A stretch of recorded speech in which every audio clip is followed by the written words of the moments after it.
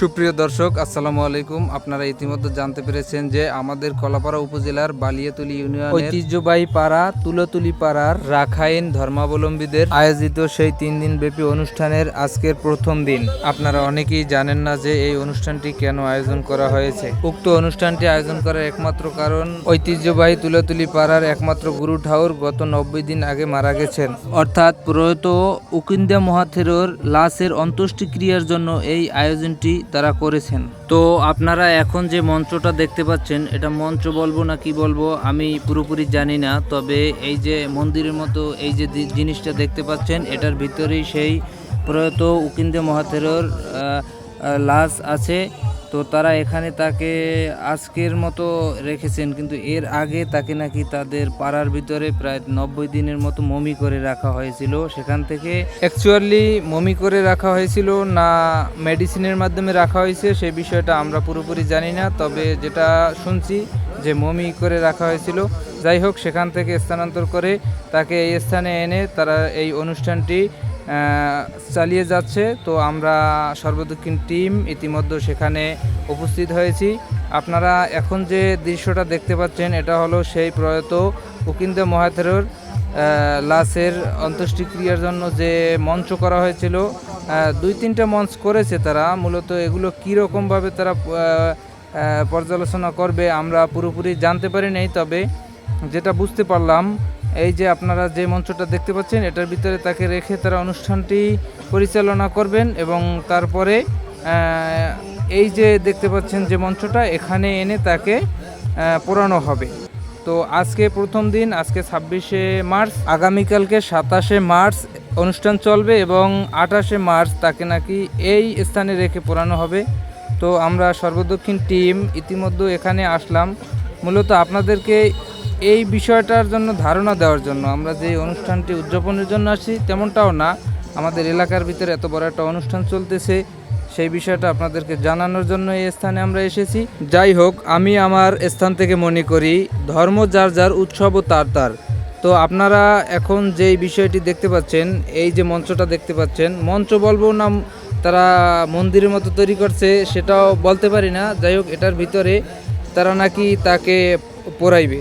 তো এটা 28 তারিখ হবে। আপনারা যারা জানতে চেয়েছেন যে তাকে কবে পোড়ানো হবে, মূলত 28 তারিখ তাদের অনেকগুলো প্রোগ্রাম আছে, সেই প্রোগ্রামগুলো তারা সম্পূর্ণ করবেন। আর বিশেষ করে এই যে পোড়ানোর আগে আপনারা একটা বিষয় জানতে পেরেছেন যে তাকে নাকি একটা ইসের ভিতরে রাইখা, এই যে আপনারা দেখতে পাচ্ছেন এই যে বাহনটা, এটার ভিতরে রেখে তাকে দুই পাশ থেকে, এক পাশে পুরুষ থাকবে এবং এক পাশে নারী থাকবে, তারা দুই পাশ থেকে টানাটানি করবে। মানে যারা যেই দিকে নিতে পারবে, এটা আমরা শুনছি, তাদের কাছে শুনি নাই, তবে মানুষের কাছে শুনছি যে পুরুষ যদি নিতে পারে তাহলে সে স্বর্গে যাইবে, আর যদি নারীরা টেনে তাকে নিতে পারে তাহলে নাকি নরকে যাবে। এটা আমি শিওর জানি না, তবে কেউ কোনো অন্য দৃষ্টিতে নেবেন না, এটা আপনারা জানতে পারেন। যদি আপনারা এই অনুষ্ঠানে আসেন তাহলে অবশ্যই জানতে পারবেন, আমি জানি না। যাই হোক, এইসব কথা বলা উচিত না। তো উক্ত অনুষ্ঠানে বিভিন্ন স্থান থেকে, পাহাড়ি অঞ্চল থেকে শুরু করে বিভিন্ন স্থান, সারা বাংলাদেশ এবং বাংলাদেশের বাইরে থেকেও অনেক লোক আসছে আমরা শুনতে পারলাম। তো আপনারা দেখুন পাহাড়িদের সেই অনুষ্ঠান উদযাপনগুলো।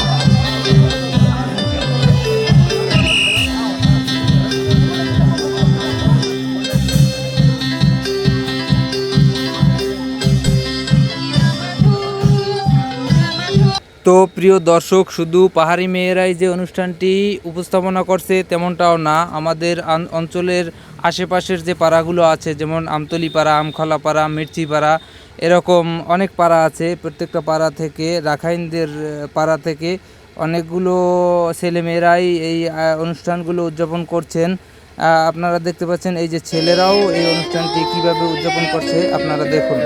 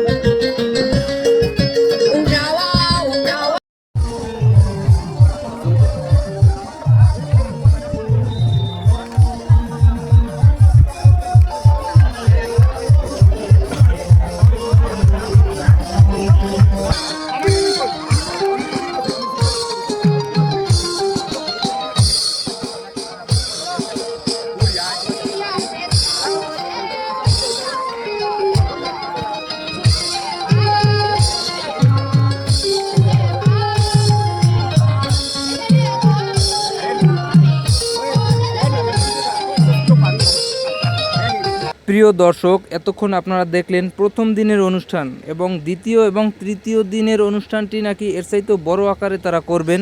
যাই হোক, এতক্ষণ যারা আপনারা সর্বদক্ষিণের সাথে যুক্ত ছিলেন আপনাদেরকে সবাইকে ধন্যবাদ ও কৃতজ্ঞতা জানিয়ে এখানেই শেষ করছি। সবাই ভালো থাকবেন, সুস্থ থাকবেন। আসসালামু আলাইকুম।